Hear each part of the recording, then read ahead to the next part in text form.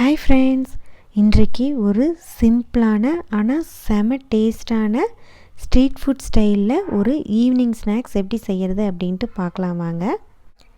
பாருங்கள், இந்த ஸ்நாக்ஸ் செஞ்ச உடனே நம்ம சாப்பிட்டோம்னா ரொம்ப கிறிஸ்பியாக ரொம்ப சூப்பராக இருக்கும். வாங்க வீடியோக்குள்ளே போகலாம்.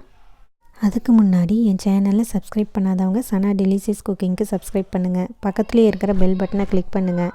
அப்போ தான் நான் போடுற வீடியோவை நீங்கள் மிஸ் பண்ணாமல் பார்க்கலாம். வேக வச்சு மசித்த ஒரு உருளைக்கிழங்கு, நல்லா பொடியாக கட் பண்ண ஆனியன், பொடியாக கட் பண்ண தக்காளி, பொடியாக கட் பண்ண மல்லித்தலை, தேவையான அளவு சால்ட்டு, நம்ம நார்மலாக வீட்டில் அரைக்கிற கொத்தமல்லி சட்னி ஒரு 2 ஸ்பூன் போட்டுக்கலாம். சாட் மசாலா கொஞ்சம், லெமன் ஜூஸ் கொஞ்சம் பிழிஞ்சிக்கலாம்.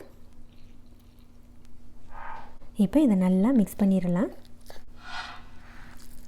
நல்லா கையில் வச்சு இந்த மாதிரி பிசைஞ்சு விடுங்க.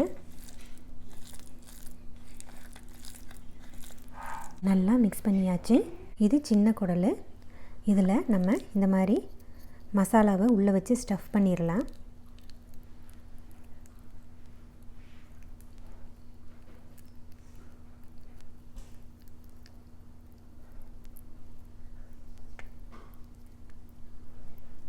இந்த மாதிரி குடலில் மசாலாவை ஸ்டஃப் பண்ணி, இது ஓமப்பொடி மிக்சர், இந்த மாதிரி டிப் பண்ணி வச்சுருங்க.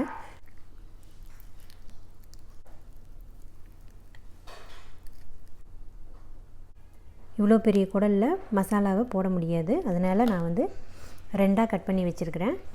இதில் போட்டுக்கலாம்.